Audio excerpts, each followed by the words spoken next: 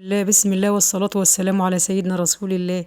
النهارده بقى هنعمل ايه؟ وصفتنا البصل المتحمرة ازاي تبقى مقرمشة معانا بتاعة الكشري اللي بنحطها على وش الكشري يا جماعة، واللي بنحطها على وش البصارة برضك بتبقى البصارة على وشها بصل متحمر.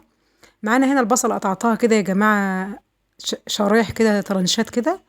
يا ريت قبل ما نبدأ كده ان شاء الله تعملوا لايك للفيديو واعملوا اشتراك بالقناة وفعلوا جرس الاشعارات، دوسوا الكل علشان اي وصفة جديدة توصل لكم. تمام صلوا على الحبيب. قطعنا البصل هنا طرنشات كده دواير كده. تمام، وحطينا عليه شويه ملح صغير، هنسيبه بتاع 10 دقايق كده يعني ينزل ميته كده. تابعوا الفيديو كده يا جماعه وقولوا لنا رايكم في الوصفه الجميله دي. بسم الله ما شاء الله. انا كنت وعدتكم ان انا انزل لكم الفيديو بتاع البصل المتحمر ده، وان شاء الله كده عندي وعدي باذن الله. هنا رشينا شويه ملح على البصل شويه صغيرين عشان ما يطلعش حادق منكم، يعني ربع معلقه شاي. ومعانا هنا معلقتين من النشا، ده سر القرمشه يا جماعه، ومعلقتين من الدقيق، معلقتين نشا ومعلقتين دقيق، وهنقلبه مع بعضه كده. نخلي البصله تشرب من النشا والدقيق وهي شاربه كده كده من الملح بسيط، ملح بسيط يا جماعه عشان ما تطلعش حادقه. وبعد كده هنقلبه مع بعضه تقليبه حلوه كده، وفي زيت يا جماعه سخن بيغلي هنحط البصله.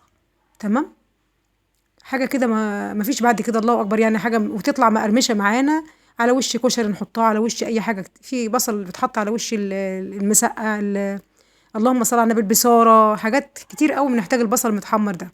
هنا معانا حطينا الطاسه على النار، زيت سخن، هنضيف البصله في قلب الزيت ونسيبها بقى تصفر تدي اللون الاصفر الحلو ده كده. تمام صلوا على الحبيب. هنضيف البصله كده في قلب الزيت يا جماعه ونسيبها تدي اللون الاصفر بس البسيط، ما نحرقهاش، يعني اللون اللي احنا عايزينه هنطلعها. صلوا على الحبيب واذكروا الله. انا مستنيه هنا زيت يسخن عشان لازم احطها في زيت سخن عشان ما تشربش زيت مننا يا جماعه وترجع تستطر على طول، تقعد فتره طويله وهي مقرمشه. تمام، لازم الزيت يكون سخن. بعد كده الزيت بعد ما غلى معانا، زيت بيغلي بقى اهوت، لازم درجه الغليان الزيت يا جماعه درجه الغليان يغلي.